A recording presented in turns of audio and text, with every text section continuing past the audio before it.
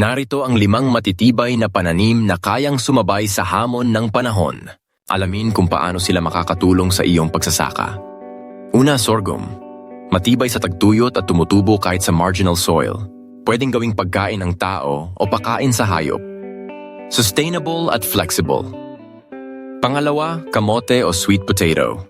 Madaling itanim, mataas sa energy at bitamina. Kahit sa mabatong lupa, lumalago. Perfect sa food security ng pamilya. Pangatlo, ube o purple yam. Hindi lang masarap, mayaman pa sa antioxidants. Kaya nitong mabuhay kahit mahaba ang tag-init. Export quality at mataas ang demand. Pang-apat, munggo o mung bean. Ready to harvest sa loob lang ng 60 days. Fixer pa ng nitrogen sa lupa, kaya perfect sa crop rotation. Lutuing ulam o gawing negosyo. Panglima, kadyos o pigeon pea. Matibay sa tagtuyot at pwedeng tumagal ng taon. Mayaman sa protina at pwedeng isama sa intercropping. Kaya kung hanap mo ay climate resilient at income-ready crops, subukan na ang mga ito. Tamang kaalaman para sa matalinong pagsasaka. Agray Talino.